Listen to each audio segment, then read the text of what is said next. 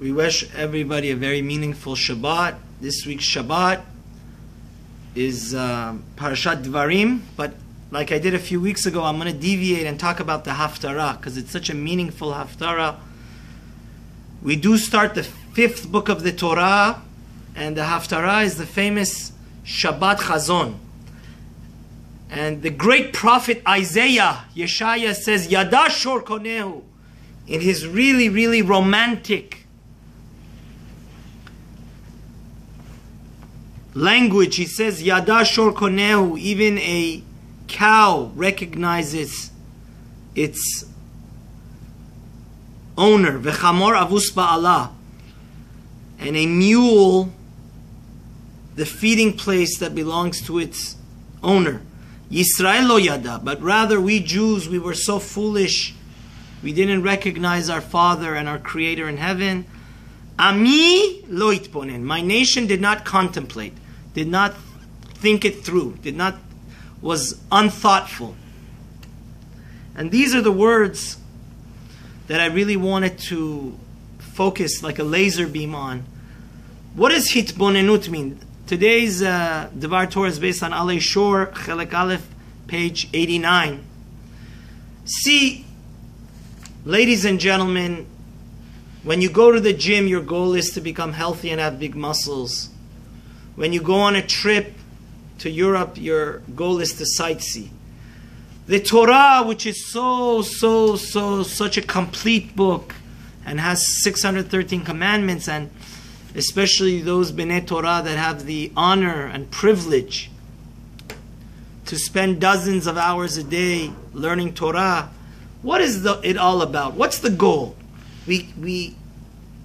What is the final product? So Rav Wolber brings a beautiful, beautiful Targum Yerushalmi in the end of Parashat Kitavo. The Torah says, the last passage in the Parasha Kitavo, which we're going to read in a few weeks towards Rosh Hashanah Yom Kippur, the Torah says, Ushmartem et divrei haberit haTorah azot. Torah says, keep the words of this covenant, the Torah, and carry them out. Lema'an, in order that what should happen? Taskilu, you should become enlightened. Et kol asher ta'asun, in everything that you do. So, the Targum Yerushalmi explains, it's like an unkulus, but it's the way that the Yerushalmi explains it in Aramaic. V'titrun yat milah shavach oraita adem v'tavdion yaton biglal detitbonedun yat kol matatbon. The Torah says, carry out the entire Torah in order that what? You should contemplate and be thoughtful in everything you do. What is the nucleus? What is the root of all of the destruction of our holy temple? It's one thing. We read in Pirkei Avot, Ezehu chacham haroet hanolad. Who is a truly wise person? Somebody that sees, has the vision to see the repercussion and the consequences of his actions. And what is a fool? Like the prophet Isaiah, Yeshaya is telling us, the fool is the person that doesn't realize that there's consequences to our actions. Now, when we read the Zohar, the Holy Zohar, and it's so important because in these difficult times where we have such terrible challenges being holy and being God-fearing, we have to learn the Zohar. When you realize the Zohar says what happens in the universe and the galaxies, how many things are triggered when we speak gossip, when we speak Lashon Hara, when we do character assassination, when we're negligent. The mother of all evil is that we live a life that we don't use our wisdom, we don't use our brain. We act on impulse, and we're totally indifferent, irresponsible, incautious, imprudent, and we make foolish decisions. So Isaiah, Yeshaya is giving us the secret how to rebuild the temple. And this is really the goal of the whole Torah. The goal of the whole Torah is that anytime you want to open your mouth, don't think once, think twice or 3 times. What is the repercussions of my actions?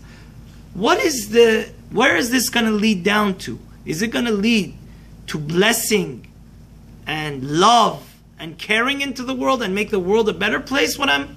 Or, for example, the main reason why the temple is still destroyed is because baseless hatred. If I want to take revenge against the Jews, so, unfortunately the way revenge works, it's a foolish thing because you're just shooting yourself in the foot. Each one amps the ante, and it gets so destructive that we ultimately are destroying none other than ourselves. So may Hashem help us to be wise, to study the Torah so diligently, with sweat and tears, and then not only to study it, but before every action, especially before we talk and open our mouth, think it through. Make sure that you don't, because of anger or because of jealousy or because of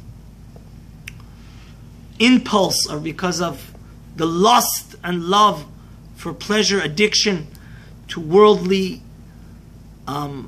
pleasures, ta'ava, if you make terrible and horrible decisions that lead to the destruction of your inner temple, because let's not forget, this temple behind me will only be built if we have inner peace. And the main way to have a blessed and rebuild your inner temple is to make wise decisions. Wise decisions are decisions that you audit yourself, you do it very deliberately, slowly, you don't rush to unrational and crazy impulsive conclusions. So the reason the temple was destroyed is because the Jews acted really like animals. They had the audacity to put an idol in the temple. They had the audacity to stab each other in the back. They didn't think, hey, what these actions have reactions. God is watching down on us.